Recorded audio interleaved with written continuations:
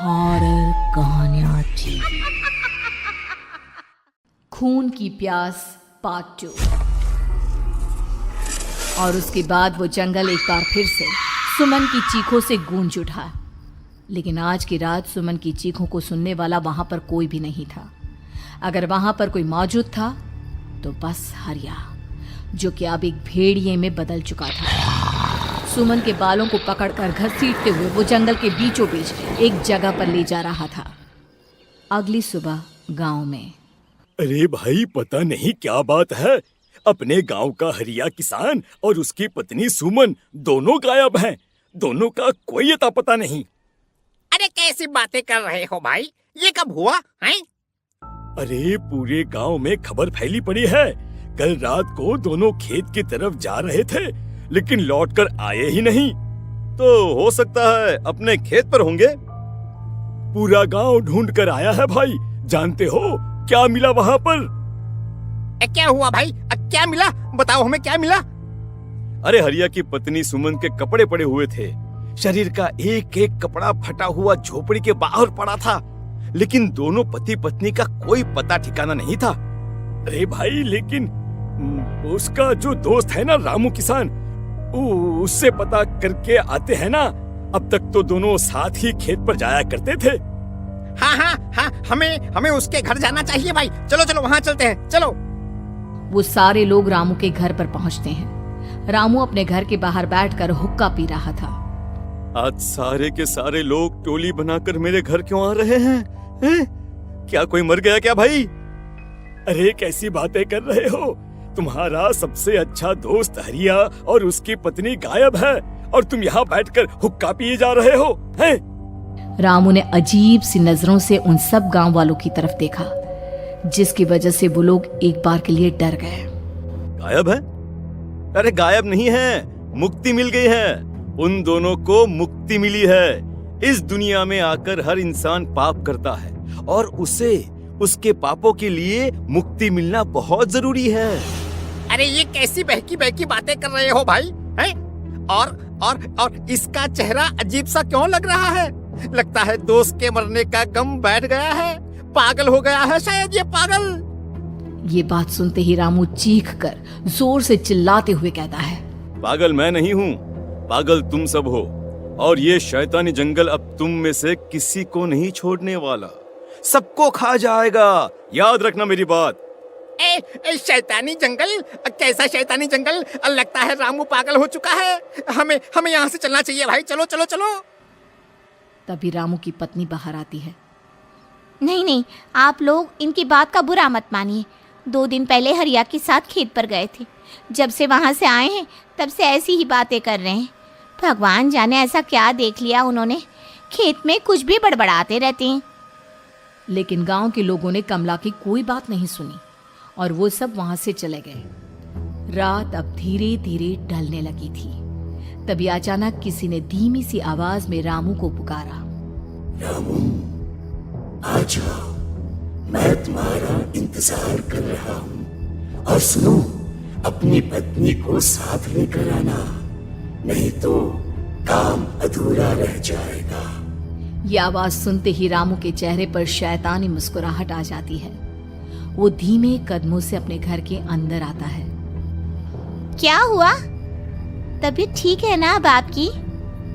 मैं तुझे अपने साथ खेत पर ले जाने आया हूँ, चल। मैं तुम्हारे साथ कहीं नहीं जाने वाली। मुन्ना गहरी नींद में सो रहा है और उसे अकेला छोड़कर मैं तुम्हारे साथ खेत पर नहीं आ सकती। वैसे भी तुम्हारे उन खेतों में भगवान जाने कौन सा राक्षस घूम रहा है, मुझे तो डर लगता है। रामू गुस्से में दांत पीसता अपनी झोपड़ी से बाहर आ जाता है और कमला गहरी नींद में अपने बच्चे के साथ सो जाती है। तभी अचानक रात को रामू की झोपड़ी के ऊपर एक साया वही गाना गुनगुनाते हुए घूमने लगता है जो हरिया के मोबाइल में बजा करता था। मैं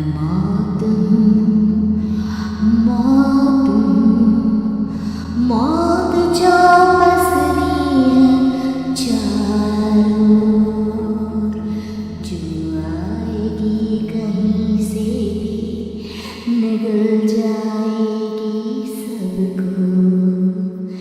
मैं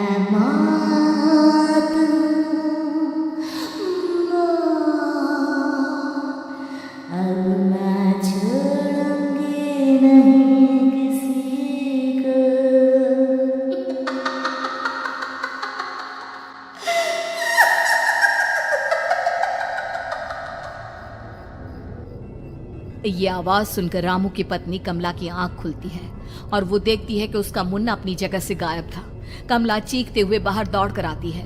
वहां पर उसने देखा कि रामू ने अपने बच्चे को झोपड़ी के बाहर एक पेड़ से उल्टा लटकाया हुआ था और उसका बच्चा चीख चीख कर रो रहा था। वहीं दूसरी तरफ एक साया बच्चे के ठीक नीचे आग जलाकर उसके चारों तरफ हैवानों की तरफ नाच रहा था। छोड़ दो मेरे बच्चे को। अरे क्या कर रहे हो तुम? शर्म नहीं आती तुम्हें अपने ही बच्चे को इस तरह मौत के हवाले करते हुए? अपना बच्चा? किसने कहा ये मेरा बच्चा है? अरे ये तो उस रामू की औलाद है, इस गांव के किसान रामू की, और मेरी दुश्मनी इस गांव के हर इंसान के साथ है। क्या कैसी बात कर रहे हो तुम? और ये औरत कौन है? ये मेरे बच्चे को खा जाएगी। तभी अचानक से उस साया ने एक बेहद खतरनाक दिखने वाली औरत का रूप ले लिया और उसकी आंखों से आग निकल रही थी। सही पहचाना तूने, मैं तेरे बच्चे को खा जाऊंगी। अगर तू अपनी इस हैवान पति रामू के साथ जंगल नहीं आए तो मैं तेरे बच्चे को खा जाऊंगी। लेकिन क्यों? आखिर क्या चाहती हो तुम मुझसे? मुझे जंगल क्यों ले जाना चाहती हो? औरत बुरी तरह से ठहाके मार मार कर जोर जोर से हंसने लगी और साथ में रामू भी। ये तो तुझे वहाँ चलने के बाद ही पता चलेगा ना। अगर तू नहीं आई तो थोड़ी देर में तेरा ये बच्चा आग में जलकर मर जाएगा। चल जल्दी। नहीं मेरे बच्चे को छोड़ दो। तुम जहाँ कहोगे मैं तुम्हारे साथ चलने के लिए तैयार हूँ। और उसके बाद उस बच्चे को झोपड़ी में लिटाकर आगे आगे वो साया चल रहा था और उसके पीछे पीछे रामू अपनी पत्नी के बाल पकड़कर उसे घसीटते हुए जंगल की तरफ ले गया। जंगल में जाने के बाद, कितनी खूबसूरत हो तुम। आज की रात बस तुम और मैं एक दूसरे के साथ रहेंगे। मुझे तुमसे बहुत डर लग रहा है। तुम्हें क्या हो गया है? तुम तो बिल्कुल ठीक थे। वो होगा जो हमारे बीच होना चाहिए। तो आओ अपने आप को मेरे हवाले कर दो। कमला ने डर की वजह से अपनी दोनों आंखें कसकर बंद कर ली थी। रामू ने बुरी तरह से चीख कर कमला से कहा, आंखें खोलो अपनी और मेरी तरफ देखो। कमला ने जैसे ही अपनी आंखें खोली उसने देखा कि रामू एक खतरनाक खूनी हैवान में बदल चुका था। कौन हो तुम? जाने दो मुझे। क्या चाहते हो मुझसे? वही जो एक आदमी एक औरत से चाहता है। मैं तुम्हारा पति रामू नहीं, बल्कि इस जंगल का एक भेड़िया हूँ, और आज की रात तुम्हारे खून से अपनी प्यास बुझा जाऊं। और उसके बाद वो जंगल कमला की दर्दनाक चीखों से गूंज उठा। अगली सुबह कमला के कपड़े भी जंगल में उसी तरह पाए गए जैसे कि सुमन के पाए गए थे। इस घटना के बाद पूरे गांव में दहशत का माहौल था।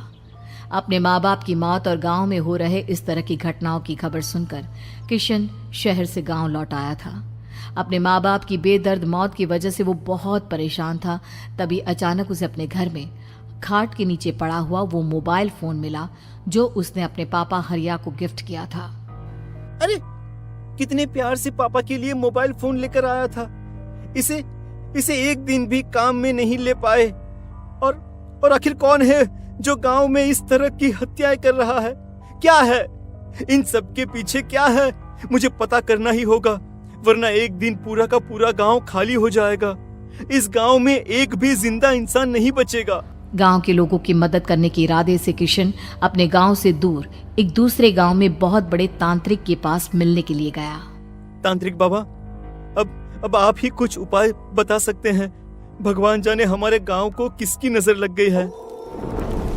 नजर नहीं लगी है, किसी ने तुम्हारे गांव को बद्दुआ दी है। किसी सताई हुई आत्मा का प्रकोप है और अब वो पूरे गांव में किसी को नहीं छोड़ेगी जब तक उसकी आत्मा को शांति नहीं मिल जाती। अरे लेकिन ऐसा कौन है बाबा? किसकी आत्मा है और कैसे मिलेगी उसे शांति? मौत है मौत, कहीं से भी आएगी और सबको निगल जाएगी। इससे बचने का सिर्फ एक ही उपाय है, लेकिन उस उपाय को करना आसान नहीं होगा। जो भी उस उपाय को करने की कोशिश करेगा उसकी जान जा सकती है। भले ही मेरी जान चली जाए, लेकिन मैं अपने गांव के लोगों की जान बचाने की पूरी कोशिश करूंगा बाबा। तो ठीक है, फिर अगली अमावस की रात जैसा मैं कहता हूँ वैसा ही करना। अमावस की रात तांत्रिक के बताए अनुसार किशन अपने साथ केरोसिन लेकर जंगल की तरफ चल पड़ा। उसके हाथ में देवी के मंदिर का सिंदूर भी था। किशन जंगल के बीचों बीच पहुंचा। ये देखकर उसकी आंखें फटी की फटी रह गई। वहां एक उबलते पानी का तालाब था और कई लोगों की लाश लटक रही थी। किशन के माँ बाप की लाश भी वहीं थी। माँ, बापू, क्या हो गया? ये क्या हो गया? तभी वहां पर एक औरत और आदमी आते हैं। उन्हें देखकर किशन चौंक जाता है। गोपाल काका, आपकी तो 5 साल पहले मौत हो गई थी। और निर्मला काकी, आप? मौत तो हो गई थी, लेकिन तुम ये नहीं जानते कि हमारी मौत कैसे हुई थी। क्या कहना चाहते हैं आप? कुछ नहीं, बस ये जान लो कि अब इस गांव में कोई जिंदा नहीं बचेगा। लेकिन क्यों काकी? क्योंकि 5 साल पहले इन गांव वालों ने मुझे डायन बताकर पत्थर मार मार के मार डाला। मेरी कोई गलती नहीं थी। गांव का एक बच्चा क्या लापता हुआ, सारा इल्जाम मेरी पत्नी पे डाल दिया।